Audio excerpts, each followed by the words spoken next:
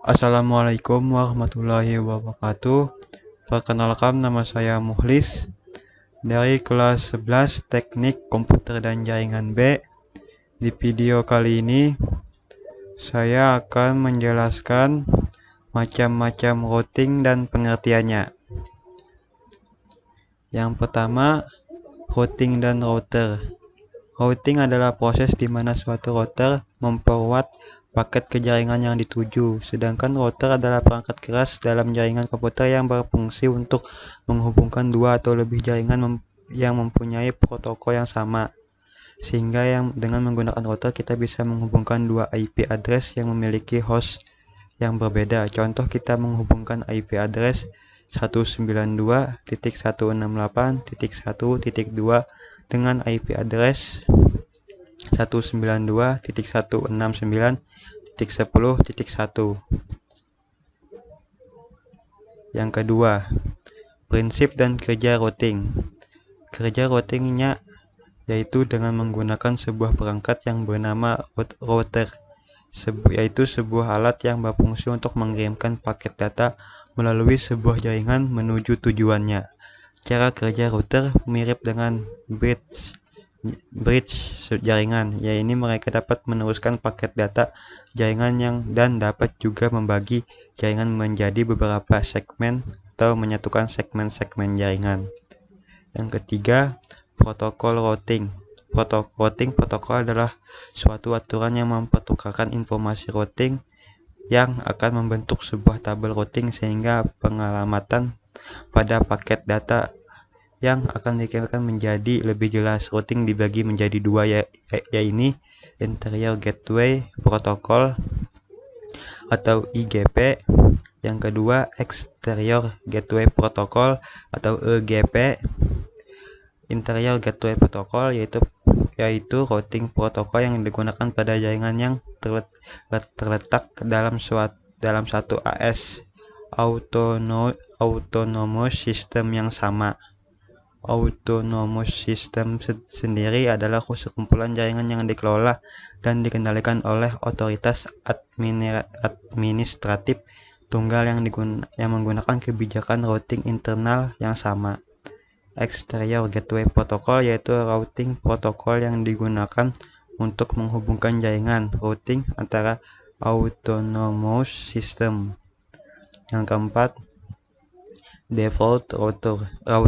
Default router adalah sebuah router yang dianggap cocok dengan semua IP address tujuan.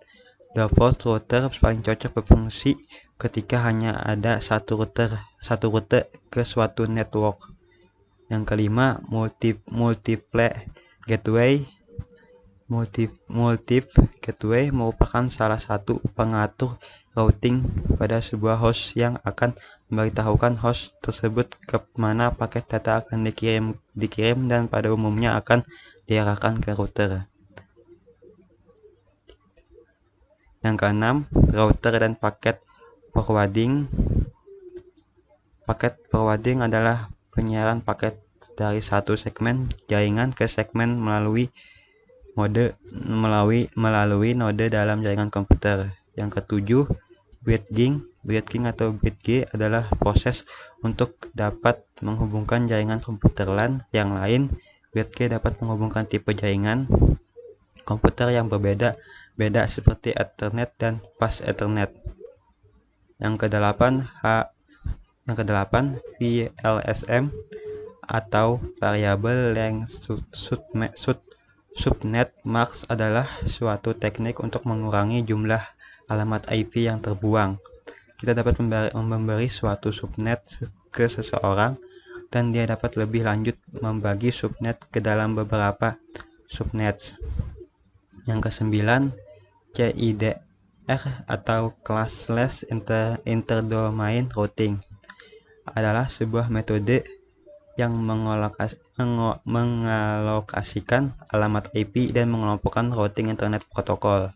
Namun, CIDR punya kekurangan, yaitu masih adanya subnet ataupun host yang tidak terpakai karena CIDR hanya bisa membuat subnetwork dengan kelipatan 2. Yang ke-10, routing table. Table routing adalah tabel yang membuat seluruh informasi IP address dari interface router yang lain sehingga router yang satu dengan yang lainnya bisa berkomunikasi. Berikut adalah urutan pada tabel routing untuk menyesuaikan alamat tujuan. Yang pertama host address, yang kedua subnet, yang ketiga group of subnet, yang keempat major network number, yang kelima group of major number, dan yang terakhir default address. Yang ke-11 link stage. Link stage adalah proses routing yang membangunkan topologi data base-nya sendiri. Fitur link stage meliputi 1. Link stage advertisement, yang kedua topologi database, yang ketiga algoritma shortest path price, yang terakhir SVF tree.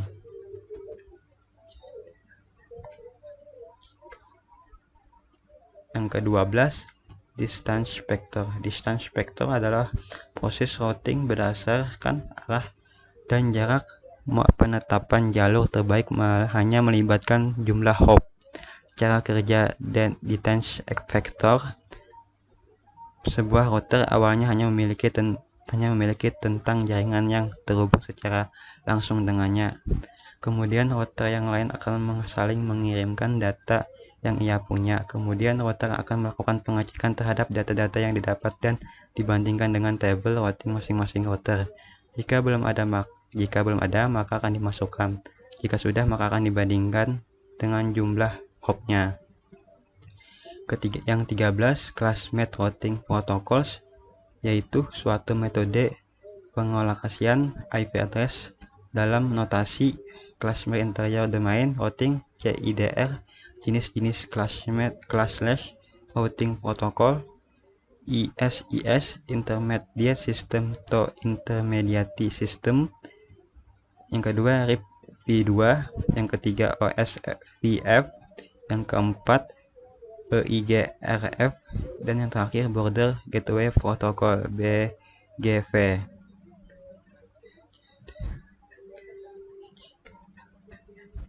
Yang ke-14 classful routing protocol adalah penerapan subnet secara penuh atau default seperti 24 atau 16 atau 8. Jenis-jenis classful routing protocol ada dua, yaitu RIP v1 routing information protocol, dan yang kedua IGRP interior gateway routing protocol, dan yang ke-15 metric.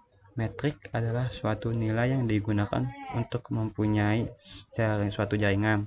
Ada dua jenis metrik yang digunakan beberapa routing protokol, yakni hop count, menghitung jumlah router yang dilalui paket sebelum sampai ke tujuan routing.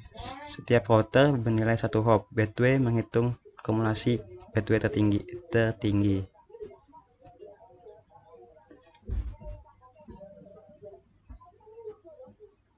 16 administrasi distance.